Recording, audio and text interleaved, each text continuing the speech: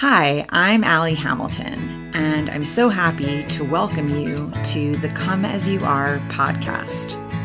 Every week, we'll be talking about some aspect of healing, usually around childhood wounds and complicated familial relationships. The topics will always coincide with my personal essay of the week, and this will be a place where we can take a deep dive together. I'm so thrilled you've joined me and delighted for you to always come as you are. Hi there. Welcome to our talk. It is July 4th, and today the topic is the leopard will always eat your face, even if you vote for it. And I don't know if you're familiar, I think, it's become part of the lexicon, but back in 2015, someone on what was then Twitter during Brexit said, I think it was Brexit, said, I can't believe the leopard is eating my face, said a woman who voted for the party of leopard eating your faces. And since then, it's become this catchphrase for anytime someone votes for something and is then shocked when the thing they've voted for, does what it said it was going to do. And so that's why the title of the essay this week and the podcast this week, because, of course, today the president has now signed the bill, the reconciliation bill, which I am really hoping we can call the, Trump MAGA Republican reconciliation budget bill. I think because not a single Democrat signed this bill or independent, and two Republicans did not sign. I think that the Republicans need to own this. They signed it. It is their bill. They own it. He owns it. This party owns it. And so, I think it's important that every time we manage this bill, that is what we call it. The Trump reconciliation budget bill, or the, Trump MAGA Republican reconciliation budget bill. But they really get to own this one, because literally not a single Democrat voted for this and not a single independent in the House or Senate. And so many Americans were calling their representatives, flooding the phone lines, begging them not to do this. So, a lot of these people were hearing from their constituents who, were understanding, if this bill passes, I am going to lose my Medicaid benefits. My Medicaid benefits are going to be severely impacted. SNAP benefits, like, people were understanding what was going on, and they were calling their representatives, and it did not matter. In the end, these people fell in line and, voted this thing through. And today I saw the President of the United States stand up there and not only sign this thing, but then talk about how no Democrats, signed this thing because they hate him. And he hates them too. That is what he said. I hate them too. So here's the thing. The senators and representatives who did not sign this bill, they didn't sign it because they hate the president. They signed it because their job is to represent their constituents. That is what they were voted in to do. What's supposed to happen is your senators, your representatives, you vote for them, and then they go to Washington and they represent your needs and wants. That's their job. They're public servants. Our tax dollars pay their salaries. So that's how that's supposed to work. So they don't hate him. They're doing what they're supposed to do. They are representing the best interests of the people who they are responsible to. That's where their loyalty is supposed to reside, not with this man. And the president was supposed to be, I thought, what he said, he was going to be the great unifier. But no, he stood up there today and said, I hate the Democrats. So that's an outrageous thing for the president of the United States to say. That is not a president for the whole country. That's a president who's saying, I hate anyone who doesn't support me or like me. And his supporters are learning that from him. And that's why so many people who did not want this, don't like these policies, are not okay with people being disappeared off the street, did not want this mass deportation, thing. We have now $170 billion going toward ICE. I don't know if you have seen yet. I hope you have, because we all need to be aware of what's happening. Alligator Alcatraz, this disgusting, despicable concentration camp that they were able to build in 8 days in the Everglades. There's one road going in. They're very proud of that. There's one road going in. This is one of the hottest, most humid, just unbearably hot parts of Florida, rife with alligators on all sides. And there's one road going in. And yesterday, the first group of detainees was brought there, and flooding happened almost right away. And Democratic lawmakers in Florida went, they're supposed to be able to go to any detention center in the country by law. They're supposed to be able to go and make sure that these detention centers, wherever they may be, are, meeting the needs of any human being. That there are no human rights violations happening there. So they should be allowed to go in and look around and speak to the detainees and, help people get in touch with their attorneys, with their families. They were barred from doing that. And the reason given is it's not safe. There are safety concerns. So there's safety concerns for these lawmakers. So if the lawmakers are not safe, how are the detainees safe? How is that possible? Or is it really that, or is it there are human rights violations, which if you actually go and see the disgusting tour that the president took along with Ron DeSantis and Kristi Noem last week, it's cages. It's like, it is so painful. It's a concentration camp there, and he wants to build more of them.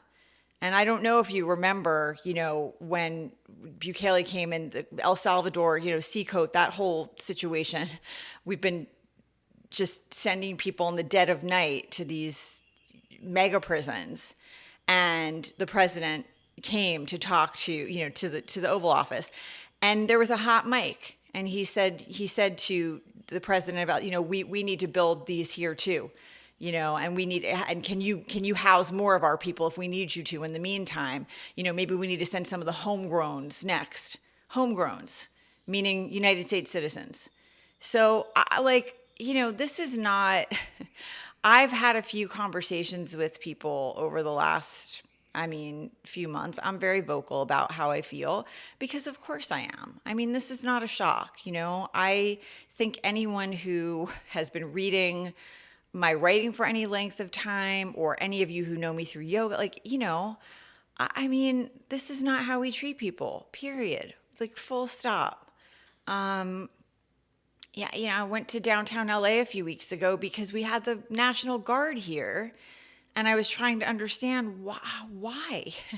This doesn't make any sense. And I went down there, and sure enough, it did not make any sense. And, this is a person, I grew up in New York City. I was born and raised in New York City, and everyone knew the president, in the 80s. And then we knew, everybody knew who this person was. I personally, I know two people in my family who were screwed over by this man. Okay. Who, one of them actually worked for him at a time, and the architectural firm that this family member was part of, at the end of the job, they were paid half up front. At the end, when they went to get the other half, they were told, sue for it if you want it. And they went out of business, and that was after 3 years. I watched with my own eyes. This is my stepmom. I watched with my own eyes. She worked for 3 years tirelessly for this person, only to be told, yeah, no, you're not going to, and the owners of the company had taken out a loan to pay their employees. That's a story that you can hear over and over and over again. This is how this man did business for decades. Nobody was confused in New York. They still aren't about who this person is. So, anyway, I have conversations with people sometimes, and it's like, yes, this is not a person that I ever would have wanted, in the Oval Office, ever. This is not a person with ethics or morals or any sense of decency or, this is not an introspective person. This is not a person who is thoughtful or has empathy. That is not who this is. So, yeah, there are qualities that I really respect in people, and certainly people who are going to be making wildly important decisions about the well-being of an entire country. This is not the person. And now, second term, he has surrounded himself with terrifying people, and I don't know. I don't know what else I can say. I read Project 2025. I think go Google Peter Thiel, learn about who he is and what he wants, and what he thinks about democracy and freedom and whether women should have the vote. This man does not think women should have the vote. Peter Thiel, who, by the way, is the reason J.D. Vance is vice president. He backed him. So, you got a lot of billionaires in the mix here. And if you aren't sort of digging into this information, there are probably things happening that you're not, Google that. Google Curtis Yarvin. These are the people that are all over this administration and in the cabinet and influencing this president, the vice president. Stephen Miller is a white nationalist. He's a racist, openly white supremacist. And he is he's right there with this mass deportation thing. Let's build cages. Let's take $170 billion and see if we can have 116,000 more beds for all these hardened criminals. Where are these people living that they think we have all these hardened criminals? And I have people that contact me and say, all these people poured over the border during Biden. You know what? A lot of people did come over the border during the Biden administration. We have had a broken immigration system in this country for decades. I'm not going to pretend differently. Anything that I know, I'm going to speak to you truthfully about. And it's not like I'm an expert in all this stuff. I am sharing with you. I read and read and read and read. So I am, and I have been a student of world history as long as I've been reading. But our immigration system, any honest person would tell you it has been broken for decades across both parties.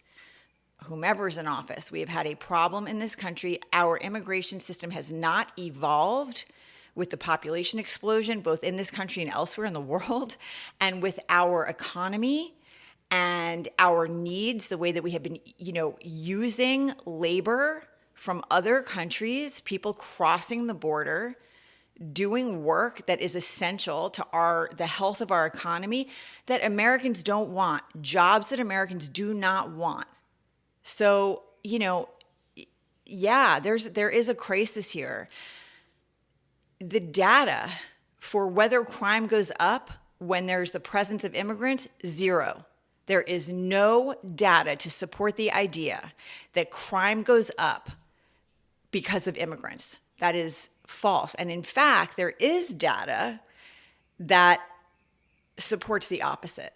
And the reason, and I have all of this linked in my essay. So anybody who would like to, see it in black and white and have some time to process it, because I'm somebody that I need to read. And then I like to also, if I read something, then I like to check and see if I can find other sources. So I have a lot of sources linked in my essay. The reason that there tends to be less crime is because it's really hard to leave your country, everything that you know, your family, your friends, and go to another country with different language, different rules, different customs, different everything, and try to make a better life for your family. It's really hard. And if you're going to all that trouble, the last thing you want to do is break the rules, break the laws there, and get deported. So by and large, most immigrants do not break laws here. So again, go and research this stuff. If you have any doubt about the things that I'm saying, just go look at the essay, look at the links, and you'll see. What was very interesting this week, because I've written about this before, it used to be if you Googled, for example, crime rates amongst undocumented immigrants versus United States citizens, the National Institute for Justice, like the government website, would pop up first, and you would get that data. Well, the government website still pops up first. Now you go to the page. I also took a screenshot so you could see, and they've removed the data.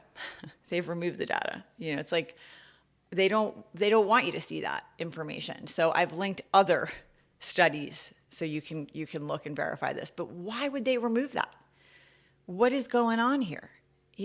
Why? What is the possible reason to take down that information, to make it hard to find? This bill that just got signed today is the largest cut to Medicaid in history. And I had someone send me an email last night telling me, it's going to be fine. Like, it's just people who are like military age men who aren't working, or like, it's like, no, it's not. It is the largest cut to Medicaid in history. Medicaid's always been called the third rail in politics, meaning you don't touch that. Don't touch Medicaid, because we have a lot of people in this country, kids, children, and mothers and people who are barely surviving here who depend on Medicaid, and certainly elderly people. The most vulnerable members of our society rely on Medicaid. So it's always been do not touch Medicaid. Well, they just touched it. They not only touched it, they gutted it. Like, it's going to be rough. And they gutted it in order to fund ICE. They're funding ICE and giving tax breaks to the already unbelievably wealthy. I mean, you don't have to look far to understand the priorities of this administration and this Republican Party. They just showed you. They just showed you. So if you were at all confused about what they wanted or who they were or, what the concerns were, whose interests they were taking care of, you don't have to be confused anymore. Just go look at the bill, and don't look at the stuff they're telling you about the bill. They're telling you it's great. Oh, you're not going to have to pay tax on Social Security. Okay, first of all, any older person who was not making, I cannot remember what the line is. It might be under $25,000 a year.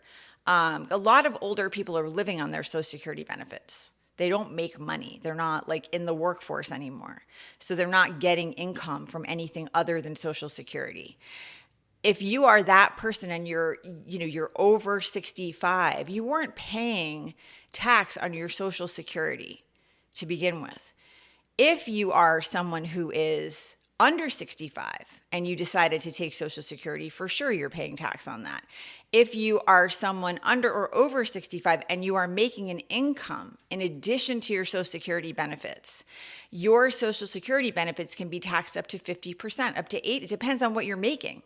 So, there's a lot of just don't believe everything you are being told. Like, go and look and understand, dig a little bit. Don't just, and that's for all of us, whatever side of things you're on. Don't just believe the first thing that's said to you or the talking points or whatever. I feel like we all know better than that by now. That's why I went down to downtown LA, because it's it's very hard at this moment in time. There's so much, and the guy who's been yelling fake news since he came down the golden escalator is the guy responsible for creating fake news. And that's one of the things that, I wanted to talk about today, and I did talk about in the essay. If you talk about what is required for a democracy to sustain, there are sort of like pillars that most people agree, okay, these are things that we need. We need free and fair elections. Well, we could talk about that for quite a while. I mean, January 6th was one of the scariest things I've ever seen. We all saw it, on live. It was televised. We all saw people attacking the Capitol police, getting onto the Senate floor, defecating on the Senate floor, running through the halls looking for Nancy Pelosi, calling for Mike Pence, hanging a noose off the and all those people have been pardoned.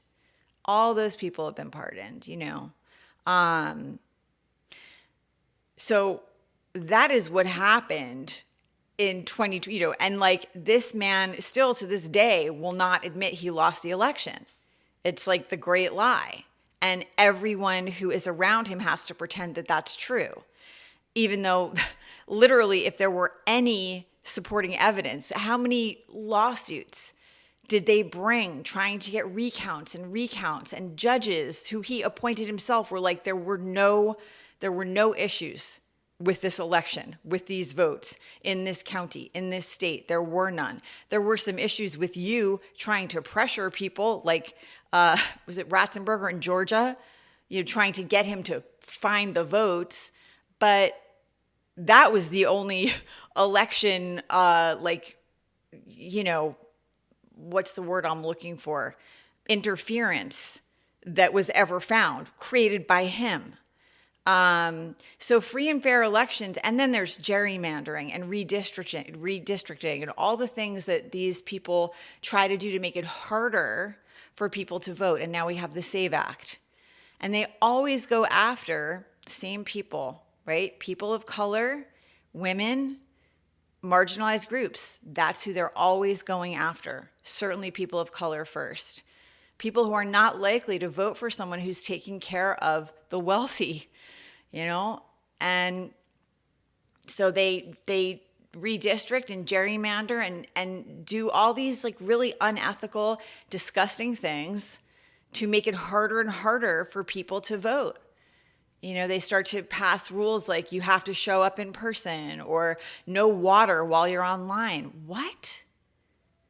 Really ask yourself, in Georgia, you can't go and pass out water to people waiting hours online in a county to vote. Why? Why would that be a problem? They don't want it to be sustainable for somebody to stand there. Why is somebody having to stand there 6 hours, 8 hours to cast their vote? Because there are only like two places in 6 counties to do that. And you don't have people doing things like giving their workers the day off to vote. No. They're trying to get rid of like mail-in voting. It's all of this really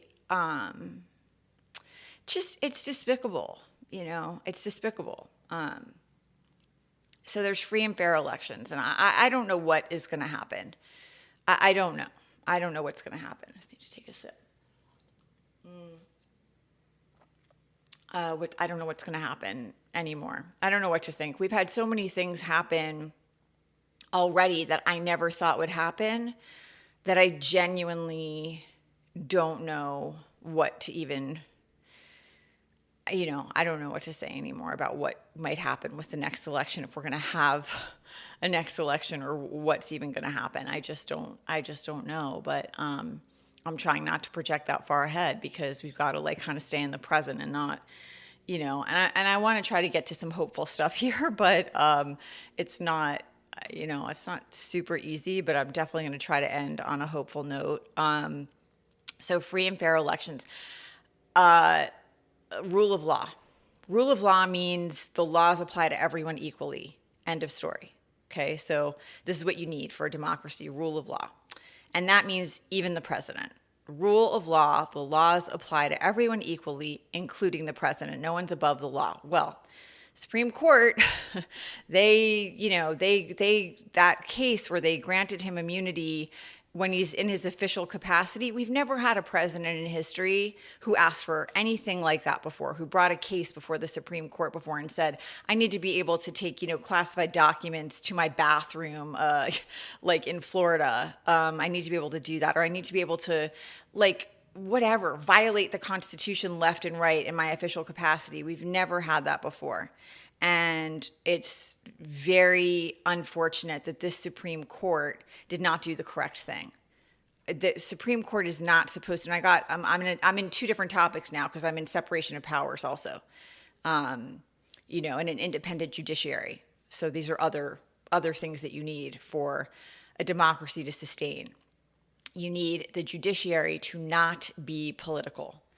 And we have lost that, unfortunately. Sadly, the president of the United States never in history has been granted immunity in his official capacity. It's like, that is the job of the president of the United States, is to be ethical and make ethical decisions. And the laws are absolutely supposed to apply to the president of the United States, just like everyone else.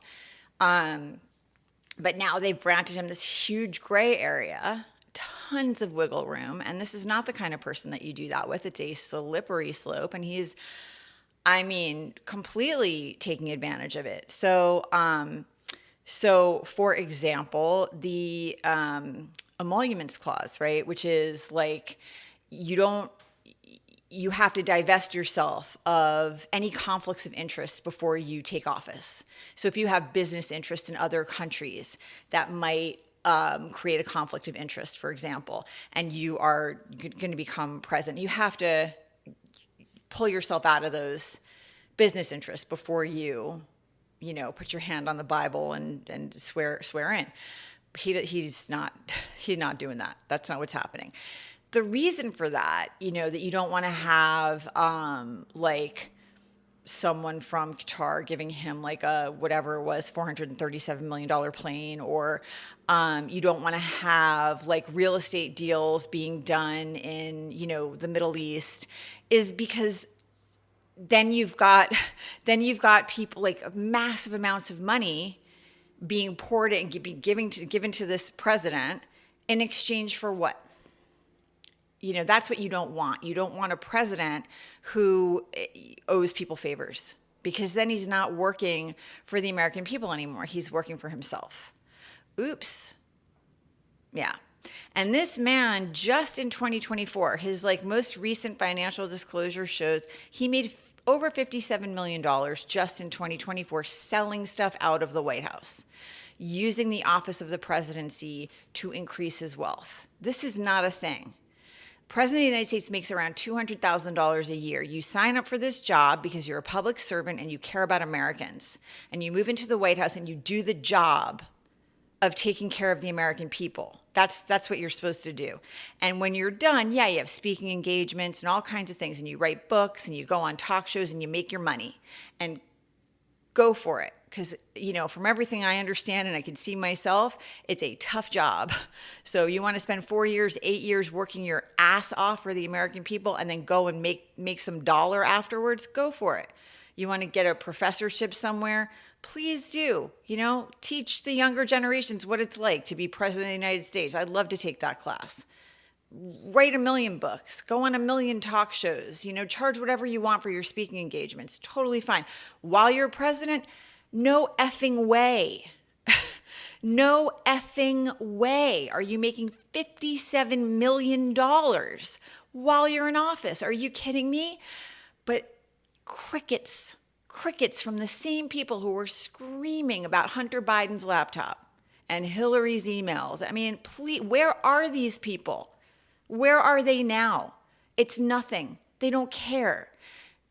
They don't care. They don't care if this man breaks laws. It doesn't matter to them. And that is, the hypocrisy is so disgusting. I'm just going to tell you. It's disgusting, okay? If you're Joe Biden gave Hunter $1,400. We need to talk about that. Or we need to talk about his interests, when he was working for this company, Hunter, what was he doing? You want to have all those conversations, but you're okay with the president making $57 million last year selling gold watches and, coffee table books and his cryptocurrency scheme and fragrances. Like, I have no time for you. I have no time for you if that's where you're coming from, because your whole argument goes out the window. If you're not going to speak up when your guy is blatantly breaking laws and you're only going to speak up when other people do it, that's just gross. Like, you really got to think about that. I don't know what to say. Like, that's not, your racism is showing. If you're okay with this bloated billionaire, in the White House doing it, but you're not, you want to talk about brown people need to follow the rules. And if they don't, well, too bad. If masked men come and throw them into unmarked vans, they needed to do it the right way. Please miss me with all of it. Please miss me. Your racism is showing, and it's not pretty. You're okay with Elon Musk, who now hates the president, by the way. You're okay with him going into the Treasury and taking all of our Social Security numbers. That's okay with you. A white billionaire from South Africa can break all the laws, no problem. But if somebody comes to this country seeking asylum and they're trying to do it the right way and they're going to their immigration appointments and then they get handcuffed and detained, taken away from their families, you got nothing to say because they should have done it the right way. Miss me with it, really. Like, I don't want to hear it. It's awful. These are not hardened criminals. I'm here in Los Angeles. There are some cities in the United States where these ICE raids are so in your face, you can't not know what's going on. I know not every city is like that yet. It's going to be, because that's what this bill is all about. So if you haven't seen it yet, get ready. And get ready to take care of your neighbors. It's unbelievable. Like, it is so sad what is happening, and so wildly illegal. But, we don't have and then Congress, right? We're supposed to have separation of powers. So we'll go back to that. What do you need for a democracy to sustain? Separation of powers. So you've got the executive branch, you've got the judiciary, you've got the Congress, right? The House, the Congress, you've got the House and the Senate, right? You're supposed to have the Congress is in charge of the purse strings. So the Congress, every year, federal funds, all the states pay their taxes, their federal taxes. They send them into the Treasury, and Congress decides, okay, how is this money going to get spent? What are the needs of the American people? What do people need in different states? Like, who needs what? Infrastructure. Like, what do we need to do with this? In the states, these senators and representatives are like, hey, my people, in North Carolina, we're really hurting from the people, they start talking about what they need. And there's certainly back scratching and all kinds of things that go on there. And that's fine. That's called politics, right? Then the Congress decides, okay, this is what we're going to do with this money that came in. This is how we're going to spend it. So we're going to spend a tiny, tiny little bit on, used to be, USAID. We're going to do that. We're going to have like soft diplomacy, and we're going to feed kids all over the world. We don't do that anymore. We're not going to do that anymore. We're going to spend some money on environmental protections. Well, those are out the window. We're not going to do that anymore. But this is what Congress does. It decides how the money's going to be spent, not the president. And the president is not allowed to impound funds Congress has appropriated. Well, he just did. He took the FEMA money and built Alligator Alcatraz. That's where that money came from. He's been doing it left and right, closing, firing people and closing, just big government agencies left and right. And And this is where we are, and Congress isn't stopping him. And that's where the checks and balances are supposed to happen, and they're not. Congress has failed. And, the people in control are the Republicans. They've got the majority. So I am not pleased. I feel like, I feel like people, look, I was talking to somebody the other day because, like, in our country, we have a two-party system, right? We've got the Democrats, we've got the Republicans, and we have independents. But when you vote independent, you're giving your vote away, because we just have not had enough support for an independent candidate to make that a viable. There's literally not been an election in my lifetime where an independent candidate had a shot. And you could say that's a predetermined, what's the phrase I'm looking for? Like a conclusion. Anyway, I'll get back to it. But, you can say whatever you want. The reality is we have not had an election where a person like that had a chance. So we've had this two-party system. Do I think it's working? No, I really don't.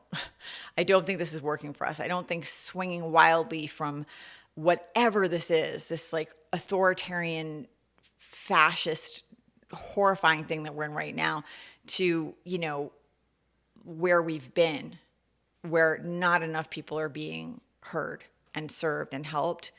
I don't think this is working for us at all. I think we probably need more of proportional representation. I think we're so divided in this country now that we need just a more balanced, nobody in the majority and everybody working together to get as many needs met as possible, understanding nobody's going to get everything they want. We need reasonable people leading who are not trying to make a buck or, maintain their power. Like, we just need we need a major overhaul. But we're not in a position to even have that conversation right now because we're in a nightmare.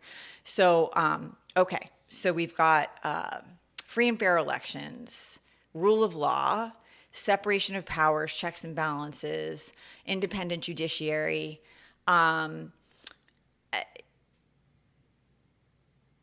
trying to decide which to do next. Free press would be we can go there.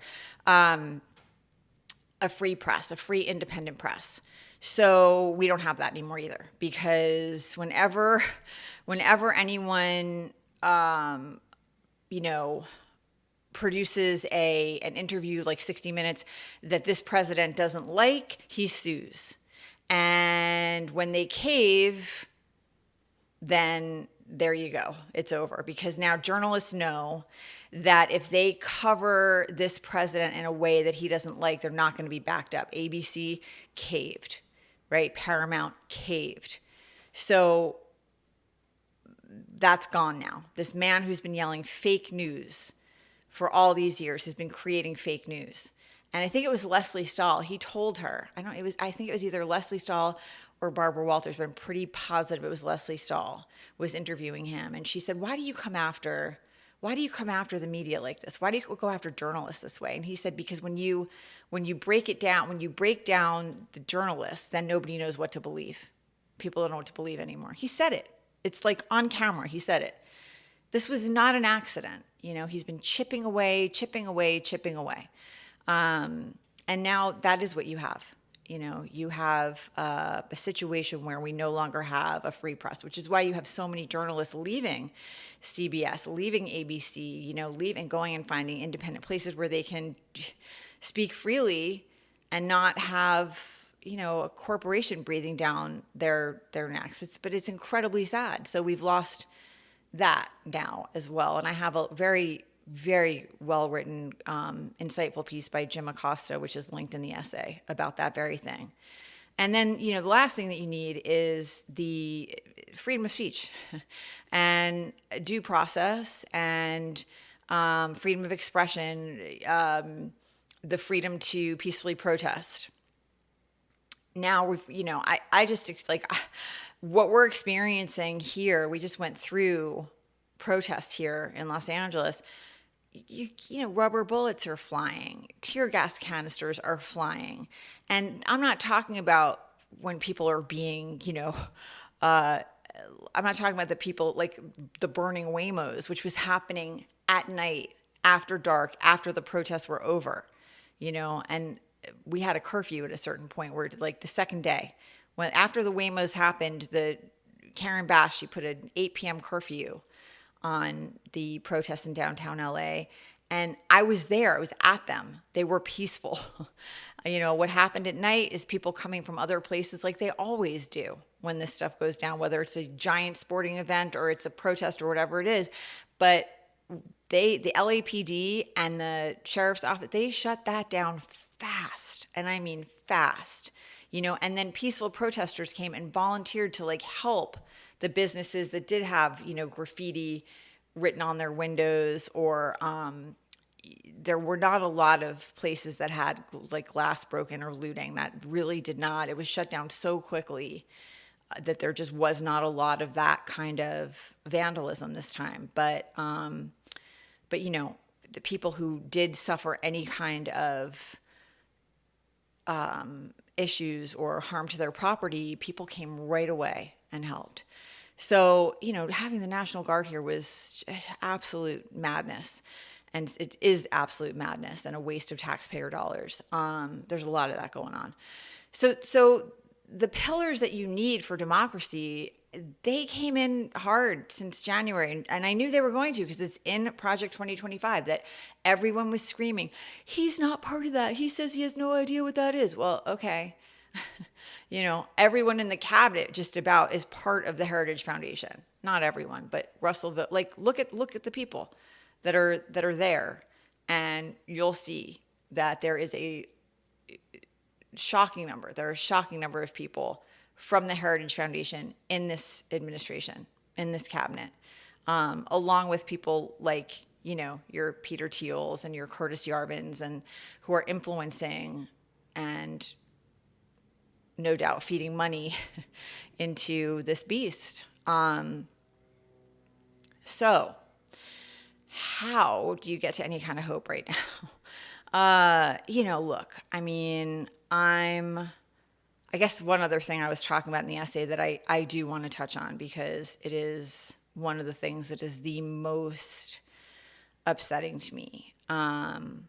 When you start talking about the issue of, immigration and all these people who poured over the borders and all of that. And you start hearing these stories about people pouring over the borders and they're gang members, and they're this, like, I think we all saw, it's like 80% of the people who were sent to El Salvador don't even have a criminal record. 80% do not have any kind of criminal record at all. Nothing, not shoplifting, like literally nothing. So, no. That doesn't mean that we don't have a broken immigration system. And by the way, we had a bipartisan border bill during the election when Trump was running, and he shut it down. He called all the Republican people who were supporting it and said, don't do that. That's a good issue for me to run on, is the broken border, and building a wall and mass deportation and all that stuff. Don't go forward with this bipartisan border bill. So, and does that sound like someone who cares about the American people and is a public servant and just wants to like solve problems? Doesn't sound like it to me. It sounds like somebody who wants to win and get into office and, make $57 million in the first 6 months or whatever. Lakin Riley. So people talk, they'll point to that. They'll point to, and listen, it's not like these things aren't going to happen at all. Like they are. It's a devastating case where there was an undocumented immigrant here from Venezuela, and he killed a young girl. She was 22 years old. She was in college. By all accounts, absolutely wonderful human being. And she's not here anymore. Of course, it's devastating. It's horrible, full stop. And he's, doing a life sentence, and he'll no parole, no chance of parole. And I mean, my heart goes out to her parents and her sister and her friends and her entire community. Absolutely devastating, horrifying situation. As a parent, like nothing worse than thinking about losing your child in an act of violence. Nothing worse that I can think of. But what is really awful to me is we have an act now. We have an act named after Lake and Riley. And it's all about like how now like there's this real crackdown on any undocumented immigrant who, does any steps out of line, does anything at all. They're gonna really face like the strong arm of the law, whatever. I have no problem with hardened criminals being deported. Okay, nobody wants people coming into this country who are gonna like kill our daughters, or no one wants that. Nobody wants that. The percentage of people, like, it is so small. That's why we know this one case. There's like 2 cases that I am aware of and that you are aware of, because that's all that there are. If there were all these thousands of cases, believe you me, we would be hearing about them. We would be hearing about them nonstop, but we don't, because there aren't. It is not a common thing that happens. What is a very common thing that happens are school shootings. Every week in this country for decades, school shootings. And it's 99.9% of the time, American-born white boy. American-born white boy with access to guns. And we don't have a single act named after a child who has died at the hands of one of these kids. Not one. We don't have those acts. So explain to me, how is it and why is it that we have 2 cases where undocumented immigrants have, done horrible things to United States citizens, but we have countless cases of U.S.-born domestic terrorists killing our children week after week after week after week, year after year, decade after decade, and we don't stop it? The same party that is gleefully building cages and talking about alligators as guards offers thoughts and prayers when that happens. Explain it. You know that in this bill, they got rid of a $200 excise tax on gun silencers and short-barreled rifles. Short-barreled rifles are easier to handle. And gun silencers, I think we all know what those are. That's when you want to kill someone and you don't want to wake the neighbors. So this party decided, let's make it no tax for, no. People want to buy gun silencers to kill their wives and not wake the neighbors. Let's make that easy. Let's make it as easy as we can. We don't need to, make it hard with like a $200 excise tax. Let's not do that. Let's not make it harder to buy these short-barreled rifles. Let's just keep it like the wild effing West here and keep killing children at school. Let's just keep that going. Thoughts and prayers. Well, you know what? As a mother of 2 school-age kids who's been dealing with this, like the entire time my kids are in school, like seriously, go yourself. Seriously, with that. I mean, the rage I feel over that issue is red hot. It is red hot. And the hypocrisy, once again, is disgusting. It truly is. So,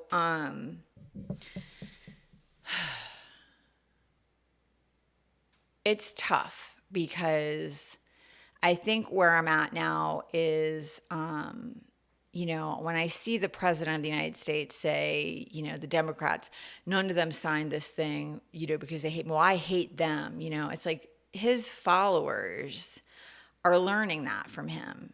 And that's why when we had fires out here, we had the wildfires out here, his followers, it was awful. Like his supporters were saying things like, oh, you celebrities out there, you'll just buy a new mansion next week, or like with a poor guy who like was evacuated while he was at work and raced across Los Angeles to try to get back because his dogs were in the house and only, could only get one of them out because a police officer was willing to run up the hill and tell the firefighters and only one dog, they could only find one dog.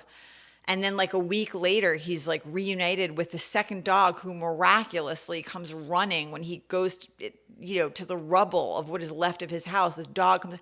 I must have watched that video, I don't even know, 40 times. I cried every time because it was like this very incredible thing in the midst of just heartbreak out here. People in the comments were like, he doesn't deserve that dog. How could he have left that dog in the first place? Like, screw that. But some people don't deserve to have animals. He didn't leave the dog. He went to work on a normal day, and the fire started well after the workday had begun. It was like 10:30 in the morning. It's like the lack of compassion and the level of vitriol and hatred is really painful to see. And I got to tell you, it is one way. It has been so far. It has been one way. You have a lot of people, these woke libs, whatever. It's like, it's been so, just so disheartening to see, because I was writing about this a couple weeks ago. When the grid goes out in Texas or whatever, I'm not like, screw those people. They're getting what they deserve. Like, no.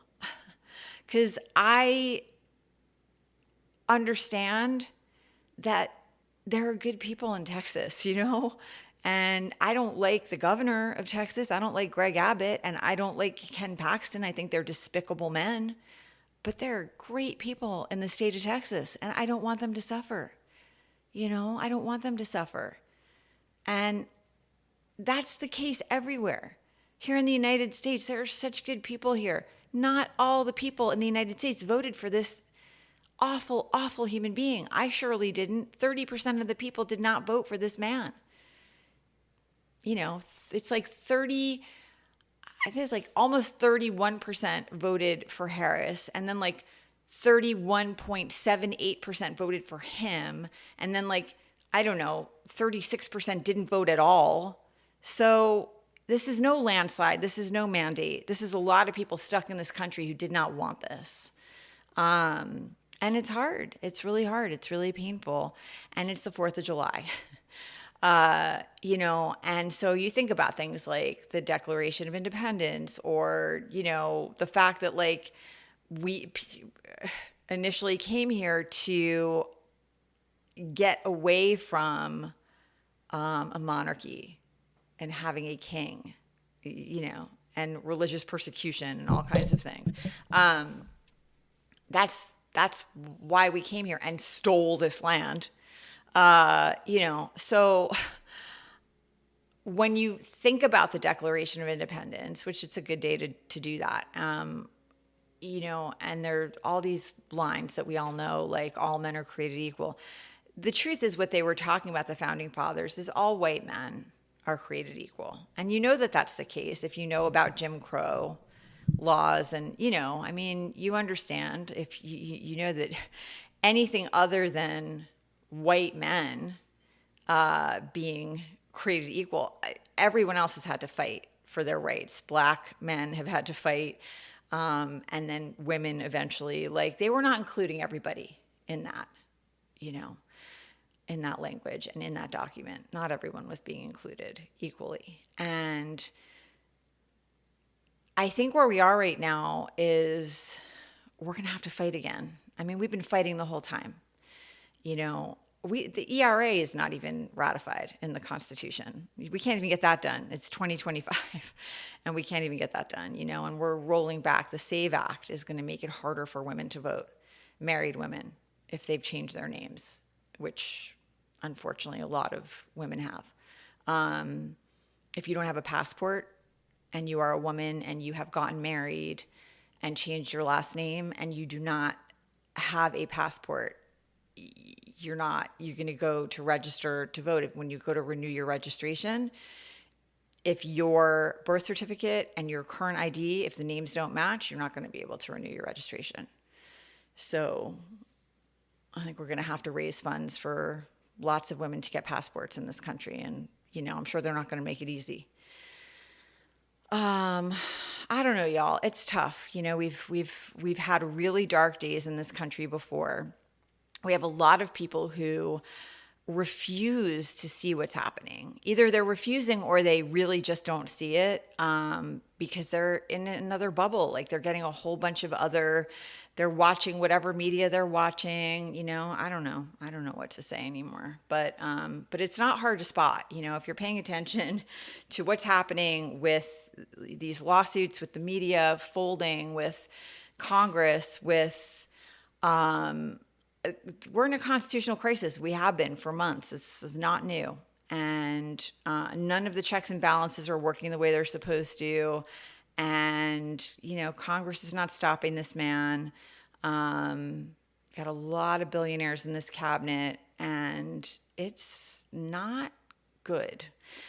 But, I was in San Miguel de Allende last week, and they're about to do this Anne Frank exhibit. There were Anne Frank posters everywhere. It was really interesting. And at one point, of course I have, no matter where I am, all this stuff is on my mind. At one point, I was walking, and it's a beautiful, beautiful, very special city, and I was thinking the reason that we all know about Anne Frank is because she wrote, right? She wrote her story down as it was happening. So our words matter, and our feelings matter, and talking to each other, it matters. And documenting what is happening matters. Like all these things, it does matter. And saying the true things out loud, like saying, this is not okay, what's happening. This is not right. It does matter. And I'll tell you, one of the things that's happened over the last few weeks, I've had a few younger people in the comments under my essays. One of them was a 19-year-old woman, and actually had an 18-year-old comment a couple weeks before that. And thematically, it was really similar. It's just like, these kids are watching. They're watching us. They're watching the grown-ups, and so if for no other reason than just to be like a grown-up in someone's sphere who is saying, this is not okay. This is not how we treat people. This is not what should be happening. I've never seen anything like this in my lifetime. I never thought we would be in this kind of situation again. I'm so sorry that you kids, a lot of the kids are scared. I have two teenagers. I have an almost 16-year-old and an 18-year-old. The kids are scared, and that's heartbreaking. Of all the things that are heartbreaking, they're scared. They're overwhelmed. How could you not be? They're seeing all this stuff. And, they're seeing these grown-ups who are blowing things up and saying just the most despicable stuff online and, being unkind. And they're watching people being torn away from their families, good people who are literally just working in a restaurant to try to give their family a better life, or suddenly being thrown into the back of a van. And, you do want to be the person saying, this is not okay. This is not right. The more people we have like that, the more likely it is these kids are going to hear that from someone older and wiser and say, okay, I'm a little less scared in this world. If there are a lot of grown-ups who are telling me that what I'm seeing is not okay, then maybe I'm a little less scared, And we've had dark times before, and we're still here. So I believe in us. I do. I believe in us. And I know I know a lot of you, I called and called and called. I made tons of phone calls. I know it can feel like, well, it didn't work, like nothing is working. We're like calling, or we're boycotting, or we're marching, or we're doing these things, and look what happened, Just, you got to keep going. You cannot give up. You cannot give up hope. You got to be stubbornly hopeful. You just hold on to your hope. And when you are having a tough time, that's when you reach out to somebody else who's like-minded. And you just got to fight the good fight and keep making good trouble, and we'll figure it out as we go. Maybe we haven't figured it out yet. The best things we could be doing, or all the good things we could be doing. Maybe there are more things or different things. We haven't been in this situation before, so we're learning as we go. And there haven't been enough people stepping up to sort of guide, but we will figure this out. I have faith in us. So, and I guess I will just say, like, I love my country. That's why I'm so upset. I love my country. Like, I am, of course, very aware of like who we are and who we've always been, and that we took this land. I'm not confused. But I guess I should say I love the promise of this country. I love the idea that we've always been this place where people could come and, try to build a life and have their freedom. We're not that right now at all. It's not safe for people to come here right now. But that, I've always had such, just so much like affection in my heart for those ideals, and to be a place where people can seek asylum, and to, have freedom of religion and freedom of expression, and to be stronger because we're diverse, like I've always loved that. And to try to figure out like how to heal from the past and from the things that were done long before we got here, like how, like reparations, like how to heal that. And I don't think you can heal anything if you can't talk about it openly and acknowledge, but so like, yeah, I love this country. I feel like when you love a person, right? If you really love someone, you're not glossing over their deep flaws. You're like calling that out. Like you're saying, we had slavery here. Like this country was built on the backs of enslaved people. Like you've got to be able to say these things and talk about it. But I think when you love someone,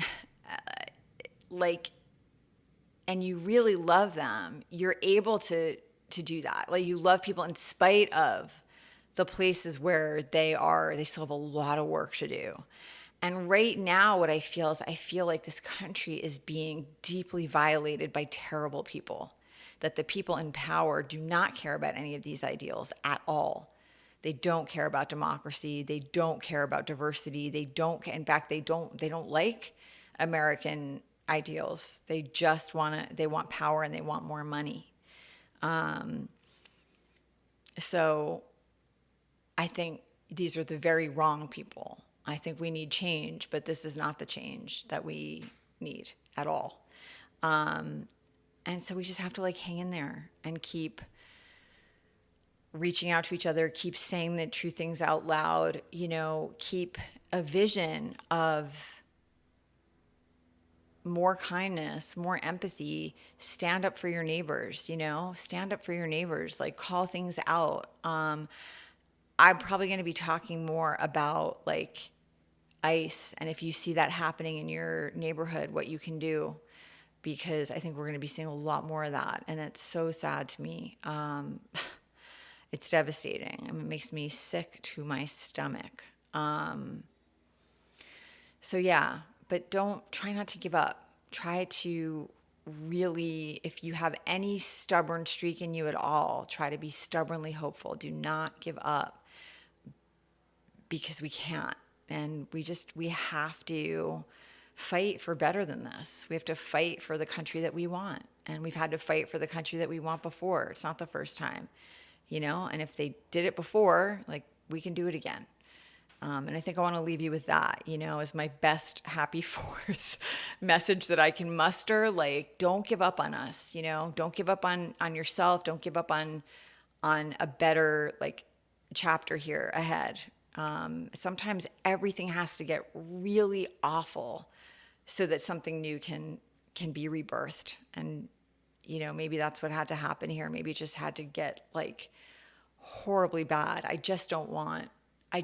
think the part that's really difficult is this Medicaid thing. People are going to die and rural hospitals are going to close. And I'm not going to have the affordable, the ACA. I'm not going to be able to have health insurance through them anymore at the end of December. A lot of people are going to be affected by this stuff, and probably our parents. And it's very painful, but I don't want you to give up. And I don't want you to lose faith that we can get through this, because we've gone through really tough things before.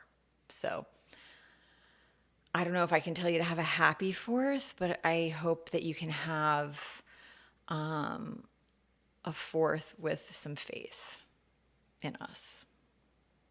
Maybe that, to try to hang in there and know that you're not alone. And and I'm going to see you again real soon. Okay? And I love you. Love you, love you. And you know where to find me if you need me.